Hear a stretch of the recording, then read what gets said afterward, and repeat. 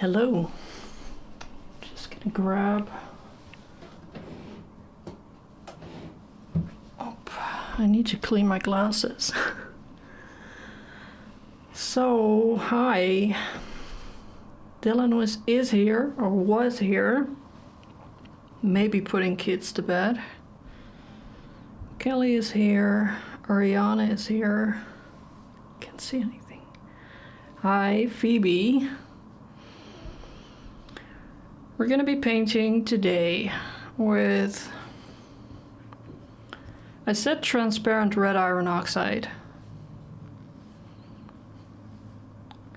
but there's a whole story to that, which required 2 nights of reading and a bit of a mental hangover, but it's what makes these exploring pigment videos fun, for me at least,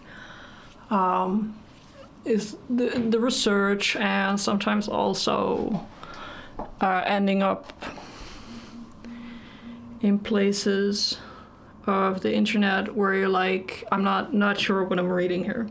So I'm going to tell you a story about how I read a lot of things about red iron oxide, which from now on we're going to be calling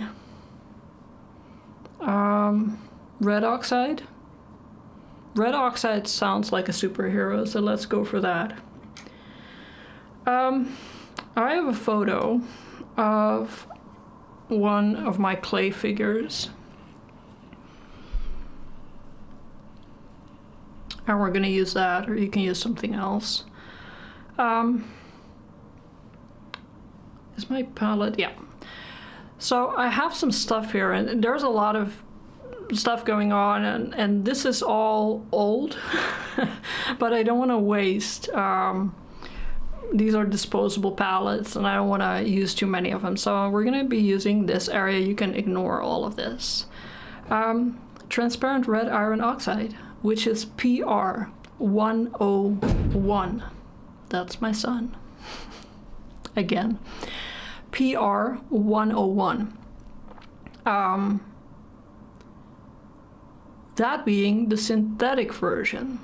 There is also a PR 102, which is sometimes, but sometimes not, a natural variety. So the one you dig from the earth. I have one here.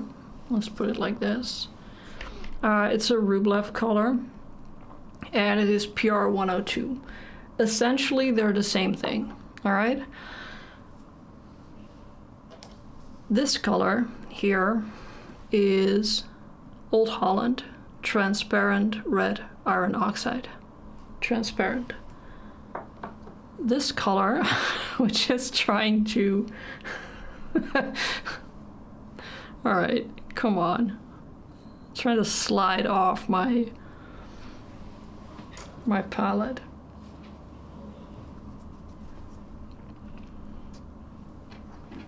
This color, this is PR 101. This is PR 101. It's a Lucas color, and it's now called English red.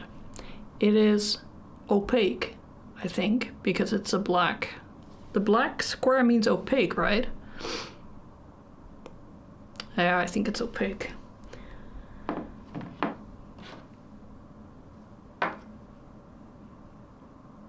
What else? We have white, titanium white.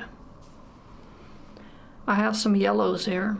This is a lemon yellow that I bought a long time ago. This is an Azo yellow, light. And this is a yellow ochre, which Dylan likes so much. So the reason I put on yellow is because while painting with some of these colors, I would like to show you what happens when you lighten your paint. So lighten the value of your paint with yellow instead of white.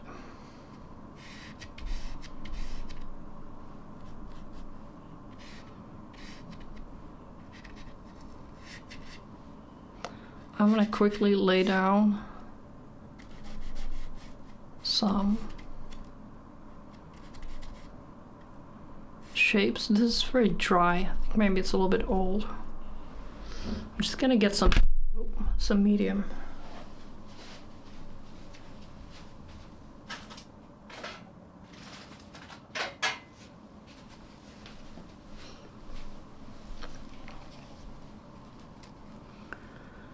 So I went on the internet to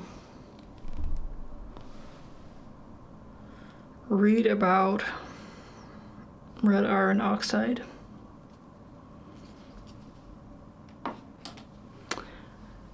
And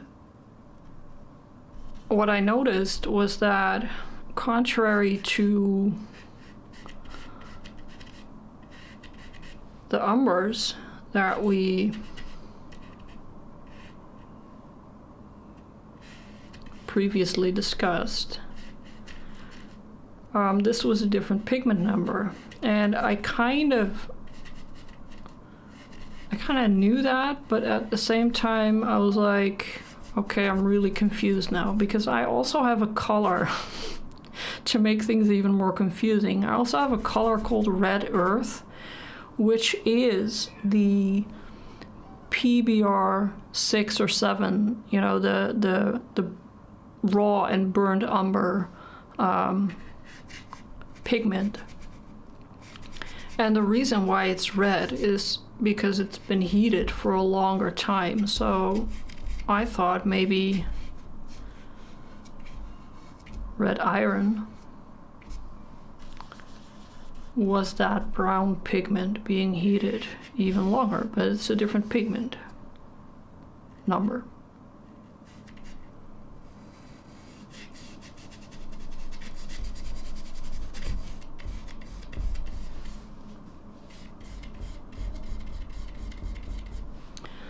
So when I look around, paint stores or paint suppliers, most of the transparent variety is a synthetic version. And I was at first, I thought maybe it's the same as with umbers, you know, where the synthetic and the non-synthetic or the natural kind of sometimes share pigment numbers. I'm actually not sure, and this is kind of where you end up on the internet thinking, what am I reading? Is this right? Pigment numbers and classifications can be a little bit weird. There is an index on the internet where they list all the pigment numbers and then all the names that they're given. And when you look up PR 101 and PR 102, the list is extensive. Like, it's very, very long. There are a gazillion names, paint names under which it is sold. So for me, stuff like that adds to confusion. Hi, Linda. I'm going to continue my red iron oxide confusion internet rabbit hole in a little bit. One of the things that I wanted to try out, I'm going to do that with a cleaner brush, is see what happens when you mix a red with yellow, or lighten a red with yellow instead of white. So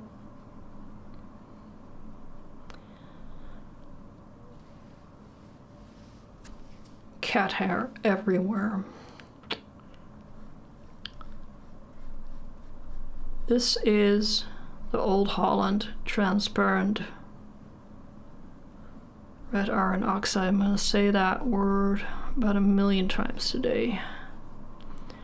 And you can see it has an orangey undertone, which kind of makes sense. So mix with white. Let's add a little bit more. For an iron oxide, and this is also it being synthetic, it has a very good tinting strength. So don't be mistaken in thinking that you can dump in loads of this pigment like you do with burnt sienna and it not making a big difference, because it will in this case. In portraiture and also in landscaping, but I don't do a lot of landscaping, so I'm gonna stick to portraiture. What is sometimes difficult is to maintain your chroma, the saturation of your color, in this case being the red iron oxide, while making it lighter. And it has to do with the fact that white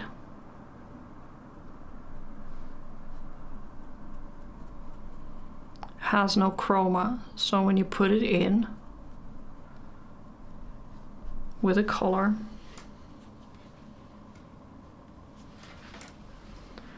it's going to take the chroma down.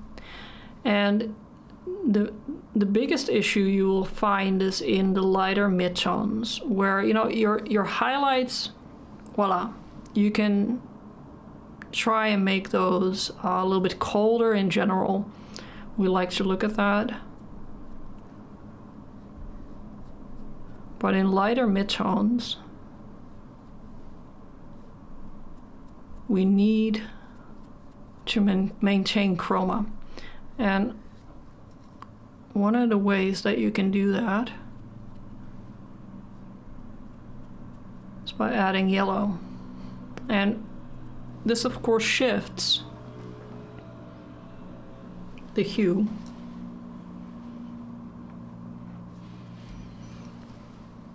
towards the yellow area. Hi Valerie, welcome. Can you tell me the difference between chroma and hue again, please? Yes, I will, Linda. Chroma, very simply put, is how colorful, right? So we have a yellow ochre and we have an azo yellow, and this is a yellow, this is a yellow, this is a more chromatic yellow than this, right? So straight out of the tube, every color has a chromatic value. It's been determined for the most part by the Munsell system. So it attributes a number to that particular color, and you can look it up. And that is the maximum amount of chroma that you can get from that pigment. You start adding white, you take it down. You start adding black, you take it down, the chromatic value. Hue is the spectrum, the color spectrum. If you're in Photoshop, you've seen that spectrum. It's where you color pick with your dropper. And you can go from blue to green to, I don't know the order of things. You can go to red, you can go to yellow. And it's sort of like a gradient. So in between you have all these steps. And Photoshop can do, I don't know, 265 million colors. So when we talk about shifting the hue, it means that if you're on that hue here, that color spectrum, and red is sitting here, and yellow is sitting here, and when you shift from red to yellow, goes like this. Wow, this is like science, guys. Right? So you go across to a different color, and while you travel to a different color, you run into all sorts of colors in between.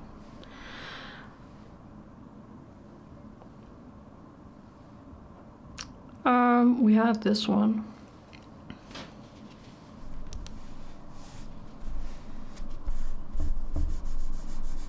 Explaining things on your disposable palette like it's a whiteboard is interesting. All right, let's see if we can use the yellow ochre. So let's say you wanted to lighten this up a little bit, but you're not too keen on going, you know, very, like this is a very bright-ish orange. You might add some yellow ochre.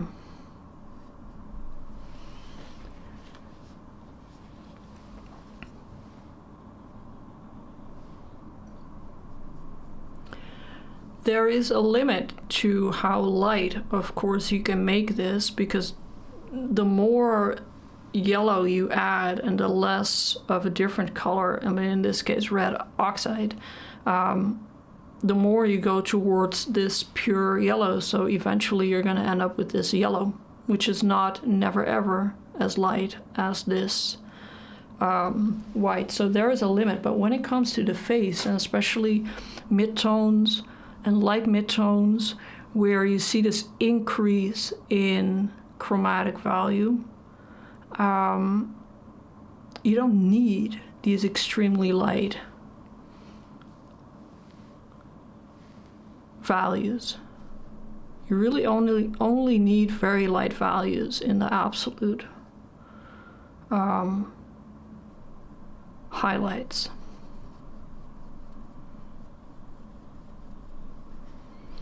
So this is our sort of coldest variety. Yeah, it has the red with the white. We can put that in the lightest.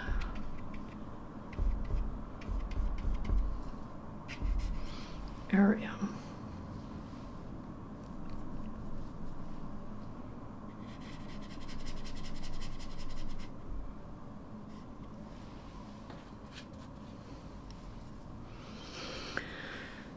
You're welcome. I'm glad it makes sense.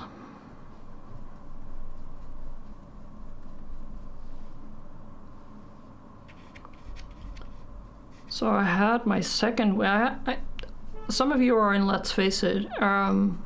If anyone is not, then excuse me if you don't know what I'm talking about. But I had a 2-week, I had 2 weeks for my lesson this year.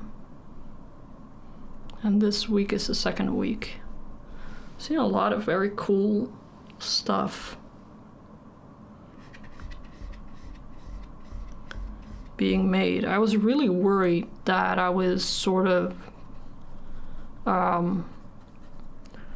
was worried that people were like, ugh, 2 weeks.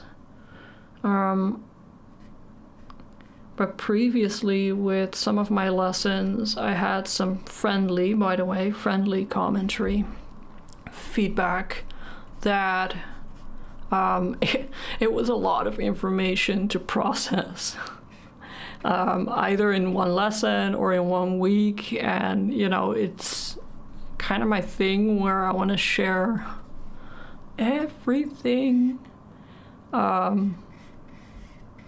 Maybe it's also a bit of overcompensating for things. So I thought, why not make it work for me? And just ask Cara Bullock, who does Let's Face It, if I could maybe have 2 weeks back to back.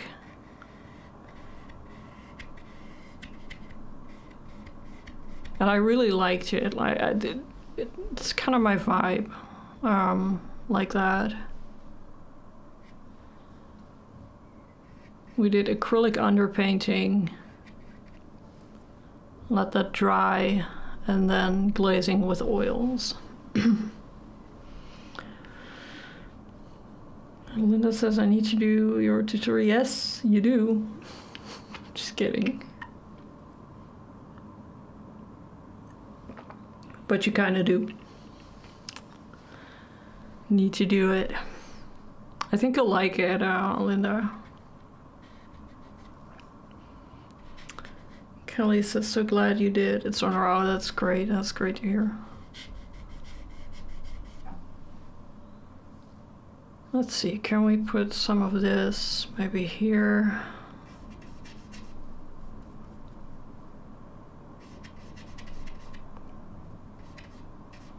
The reason I like my clay figures, probably said this a million times, but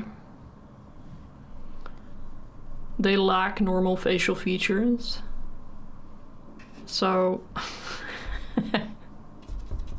you can just mess around a little bit. They don't care. All right, let's add. Yeah, let's go for this.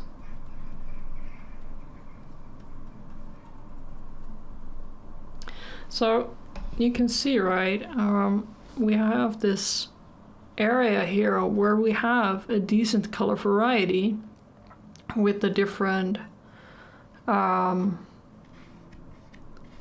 yellows going on, which is, yeah, it's for me, it's another fun way to see how you can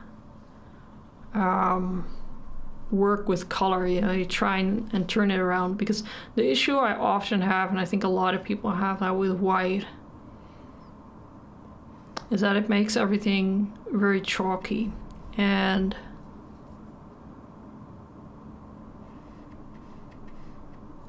it takes the color out of your color, basically.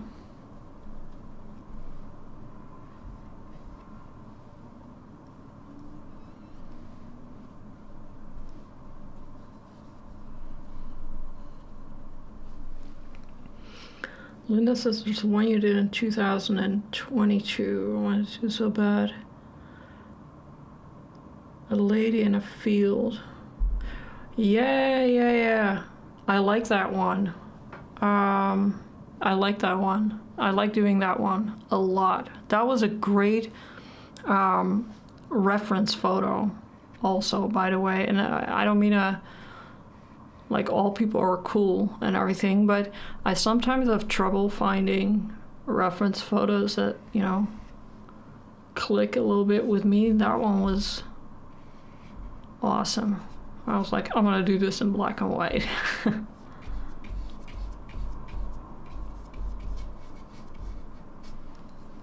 I love working with charcoal, and yeah, I think it was gesso, something like that I added.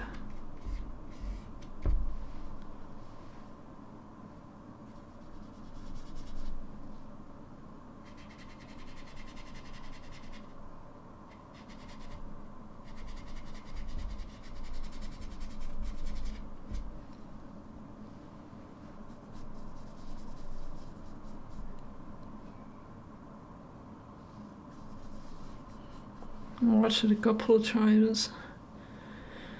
Watch first, and then, but yeah, that's cool. That's cool.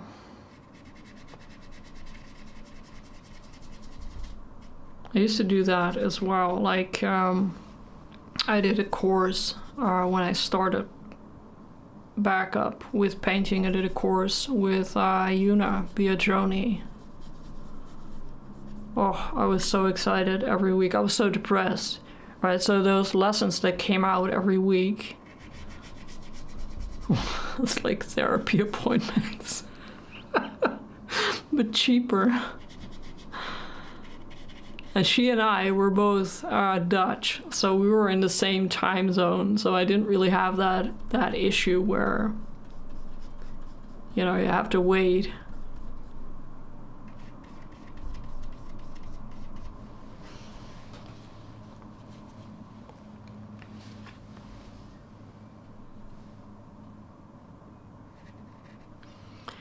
Alright, so you can see, right, that this iron oxide, it's a lot darker than the one here. So it being transparent, if you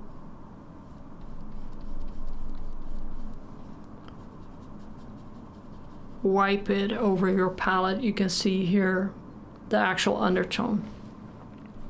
If you ever work with watercolor, you know how that works, right? Put something down and everything looks black. And when you add the water, it starts to show their color. All right, what I love about transparent anything, so you can kind of make some marks in it.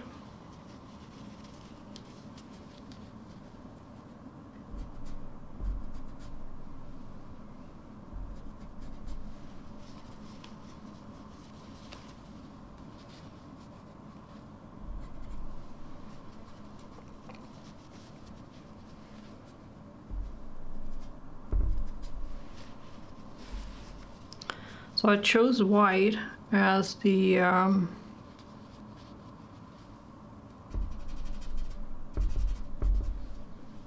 color of my substrate, as opposed to my raw umber primed papers, so you can better see the transparency of the paint.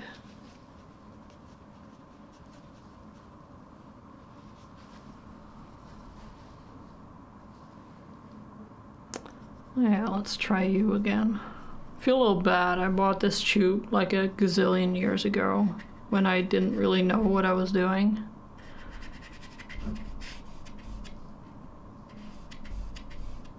I haven't really used it a lot.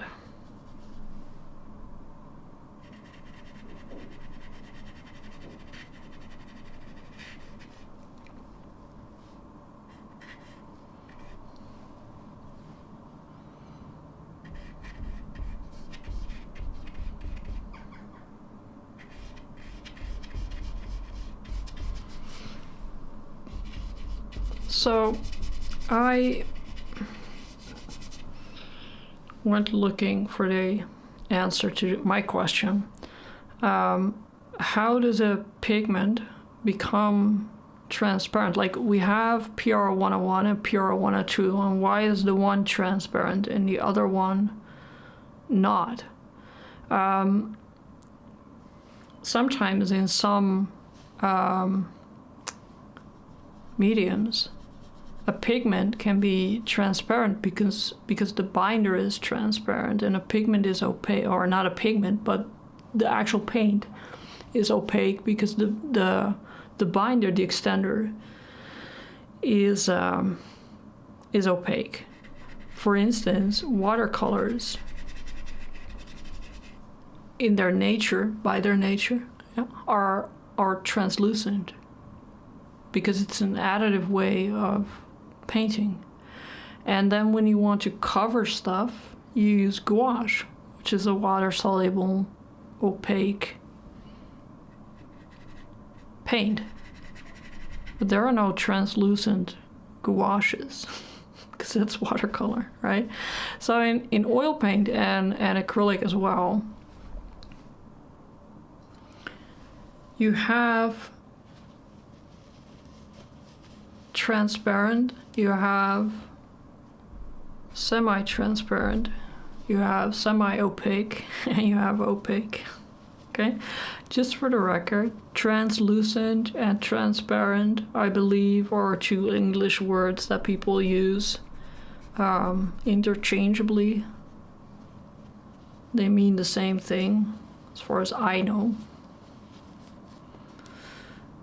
They mean the same thing when people are talking about paint, at least. So I was curious how a pigment can become transparent, and I have to say, unless I'm doing something wrong, it is difficult to find a concrete answer. It's not helping that search engines these days have all these AI answers at the top, which, I mean, some of them are just absolutely ridiculous. I'm sorry, but some of these are just stupid. Eventually, I wrestled my way through a bunch of articles, and from what I can conclude, this is all, how do you say that? Until further notice, until I find something else that makes more sense. But from what I can tell, the translucency of a pigment depends partially on the pigment size. So my best bet is that transparent red iron oxide is more finely ground than the opaque version. And I checked it against some paints that actually have, how do you say that? They sometimes put it in how it was ground, very fine, medium, coarse. I found that the transparent ones are all finely ground or finely grounded.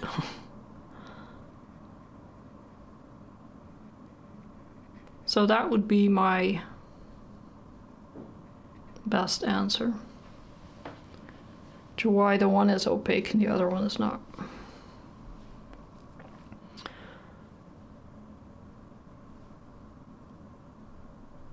Let's do this one again. This one gives almost, I wouldn't say purple,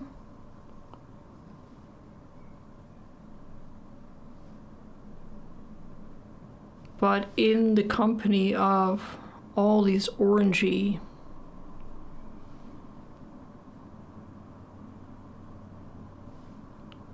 colors, gives off a bit of a purplish vibe. That's another scientific term. This area here is the lightest side of the structure that is supposed to be the face, and I want to try and get the most variety of color in here. And you can try that if you want in any of your portraits, where you can choose different colors in your highlights, in your lightest areas. You can choose complementary colors. You can choose crazy colors if you want.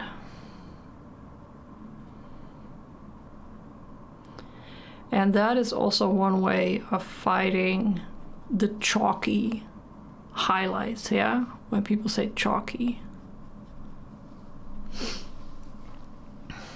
Linda says, I need to get that color. Have it in pen pastels. Okay, that's cool. If I wanted to practice what you're doing in acrylics and I don't have that color, what could I use as a substitute? Well, I would say in terms of color, as in the hue, again, like where it sits on the color spectrum, I would say this is as close to burnt sienna as you can get. I've actually seen, I think Winsor & Newton has a burnt sienna that is actually a PR 101, but any red with an orange undertone, I'm trying to think, maybe some vermilion hue, Not the genuine, of course, but a hue.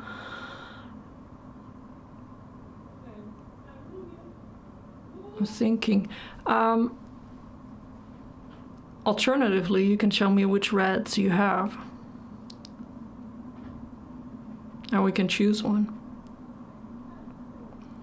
You know what else you can do if you wanted to end up sort of here in this area is maybe if you have a red, like a primary red in acrylic and a burnt umber, you could try mixing that a little bit, see where you end up.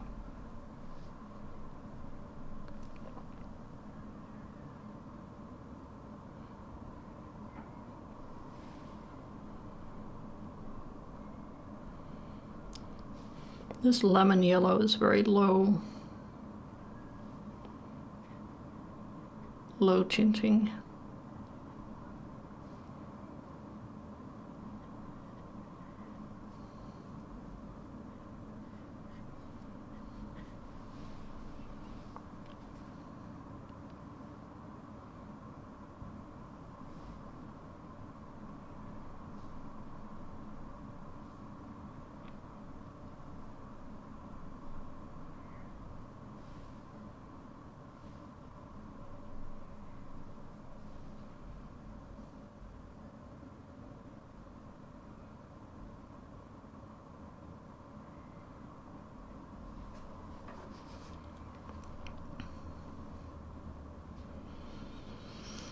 Elizabeth says you can mix a wonderful transparent red oxide with green, gold, and magenta. Oh, I just lost that comment. I'm not really sure what happened.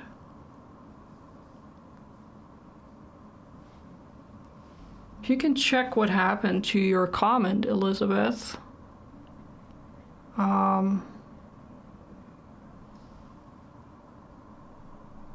Because it disappeared.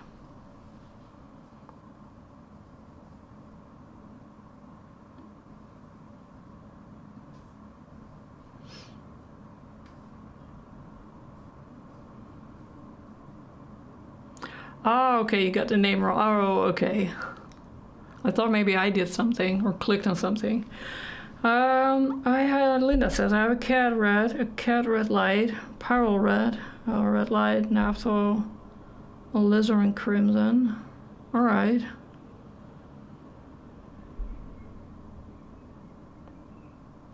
Yeah, maybe magenta and green gold, according to Elizabeth, which sounds logical. If you have a magenta or alizarin crimson, which is, you know, a bit more towards the orange,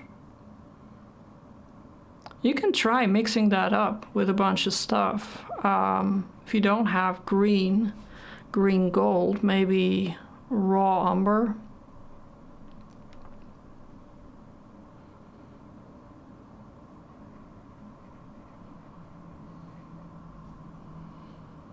Oh, you have, okay, great. See, now we're, you have a lot of paint for somebody who doesn't own a transparent red iron oxide. I'm just kidding. I know how it goes. Like, I have 2 drawers full of acrylic paint. Oh.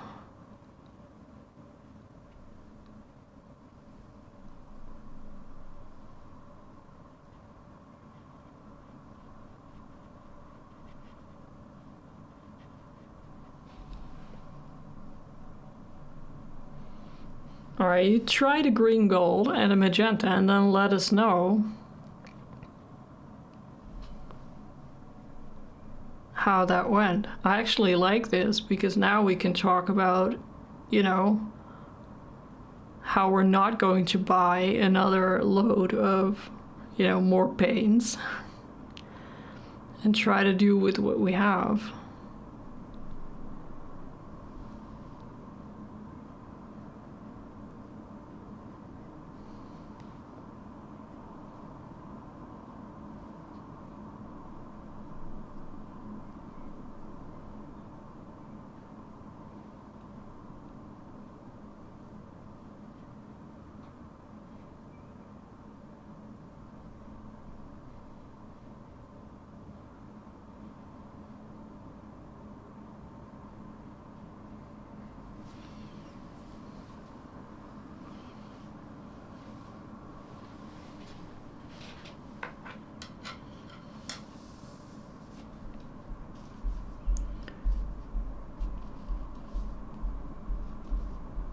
Yeah. Magenta, green, gold, 1:2 ratio. That sounds really cool.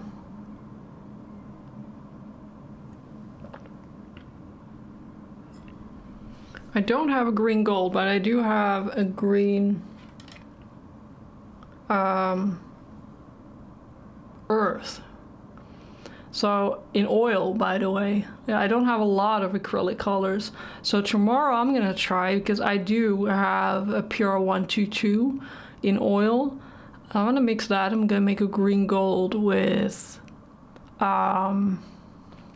green earth and Indian yellow. I will let you know tomorrow what happens.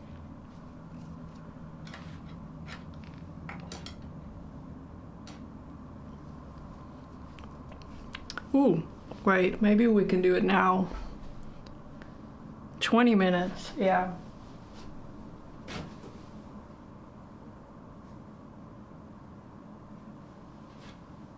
I'll be right back.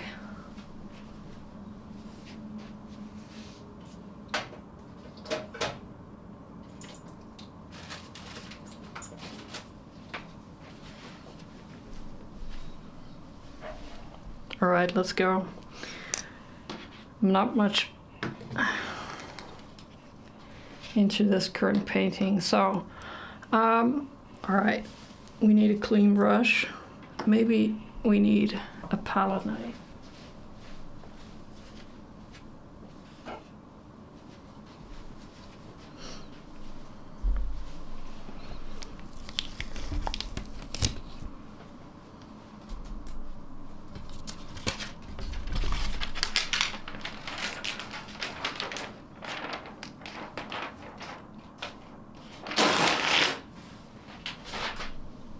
Sorry about that.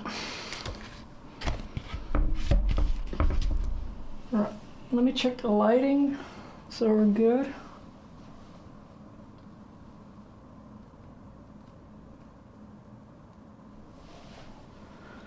There we go.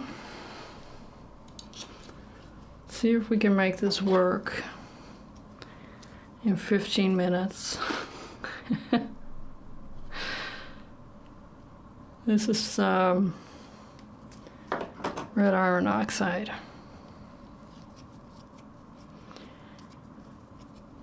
All right, so let me explain why, because now I sound a little bit crazy. Why I chose these. First of all, I don't have an unlimited supply of paint.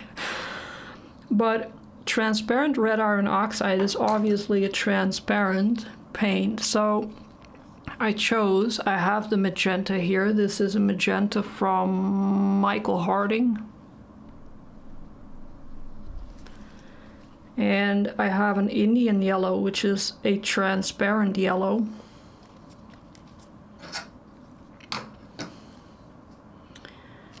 And I have this Antica green earth. Now this pigment, the magenta, it's very, very strong, very high tinting.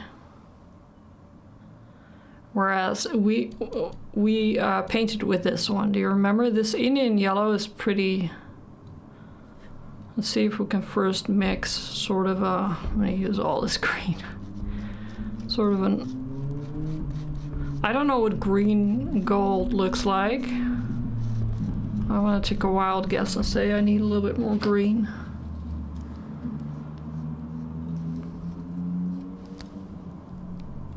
It's very low tinting, but it's warm, so that's why I want to use it, because the other one that I had from Old Holland was pretty cool, pretty cold. All right, let's say that this is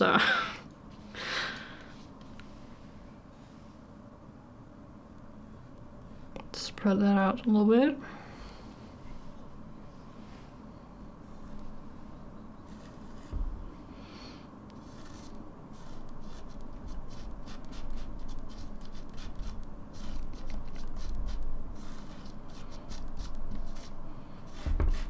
Yeah, that is definitely a 1 to 2. Okay, cool.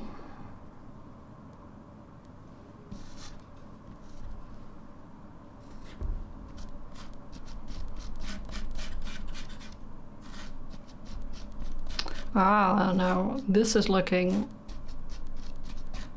more interesting. All right, so let's do a little bit.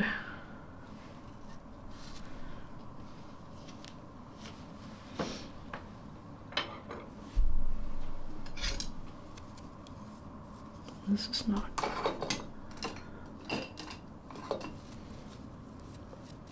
All right. I got 2 brushes here.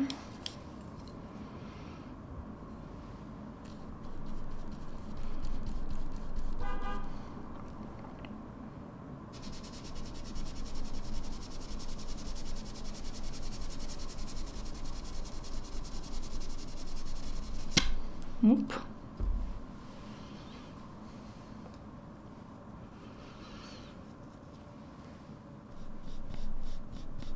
Well, this is our mix as it is now. Oh, that's not bad. That's not bad at all. And the funny thing is, this is way, way more transparent than the transparent red iron oxide. Let's add a little bit more. I actually thought that this was a little bit too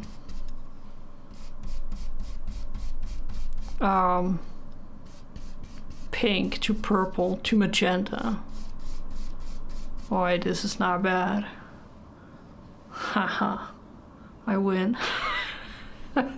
It's always a bit of a risk on a live stream, way. What was I gonna do? Mix some white, yeah. Let's do a half tone.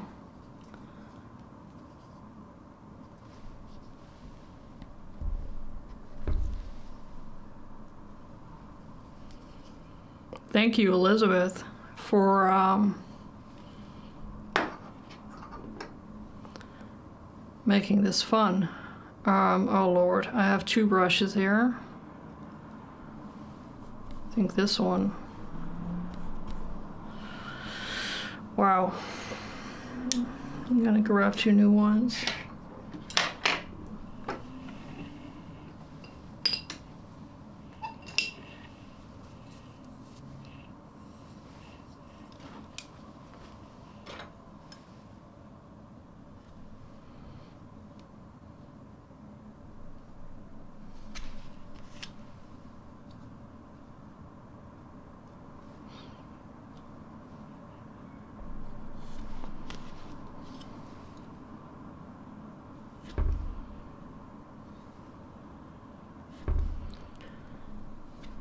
So on the left is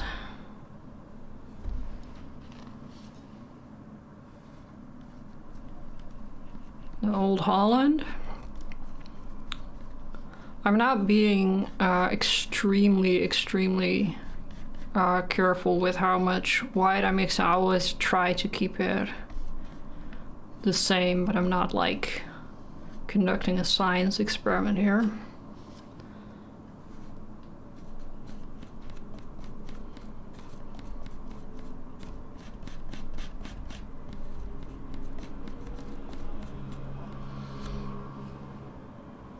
That's funny. This is a funny outcome because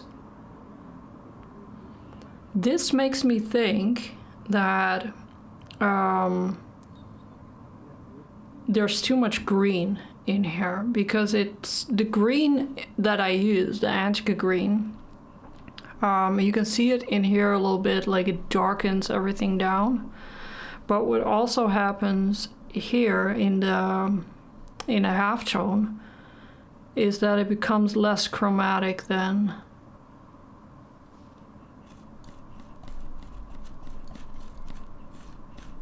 the Old Holland one. But maybe we can lift that up a little bit. I think this is a very interesting half tone.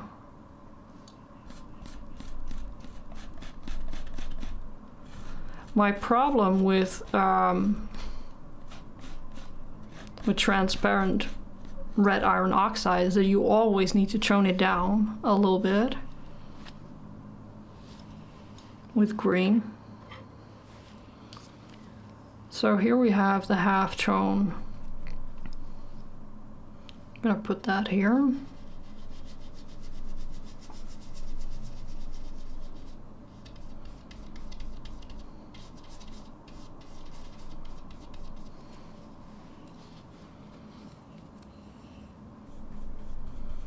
And this one I like.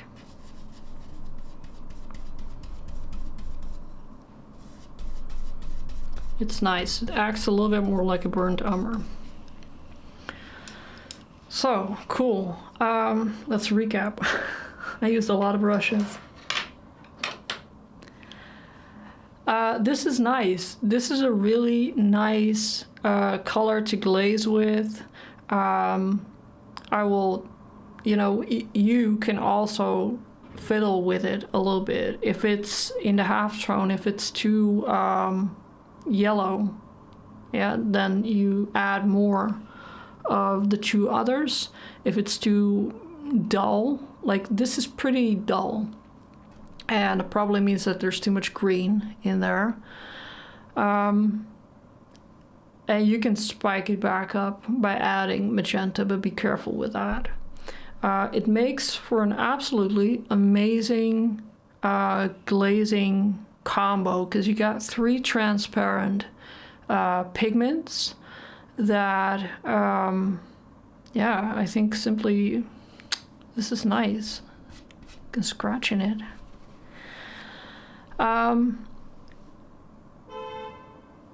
Here I try to show you kind of sort of how you can liven up an area that is quite light without the overuse, the misuse of titanium white.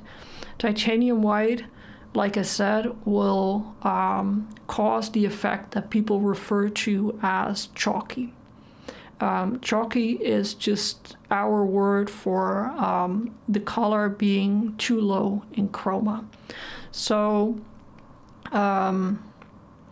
lighting colors with yellow is an option. In fact, lighting colors with anything that is lighter than the color that you're trying to lighten is an option that, depending on the yellow you use, will maintain the chromatic value, and then you can add more white if needed. In some future live stream, I'm going to try and see if I can get a better reference where I can experiment a little bit with adding complementary colors into your light or highlighted areas. But for now, we're cool. Transparent red iron oxide or red iron oxide, depending on how fine the pigment particle is. It's a cool pigment. It's a red orange, like other iron oxides. It dries fast, it's light stable, it's usually, it's a little bit more expensive than umbers and ochres for some reason, I don't know why, but it's still relatively affordable. It's a great warm red to have on your palette next to, for instance, a magenta. Or you can do what we just did and put a magenta on and forget all about the transparent red iron oxides. Mix it yourself. All right.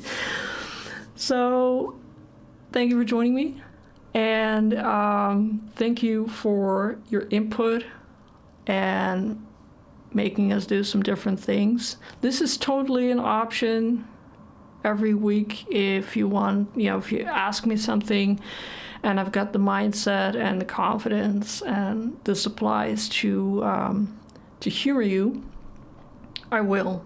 So, again, thank you for joining me. I have no idea what we'll do next week, but I will let you know. Have a great time with Dylan, or have a great rest of your day or evening. I will see you next week. Bye-bye.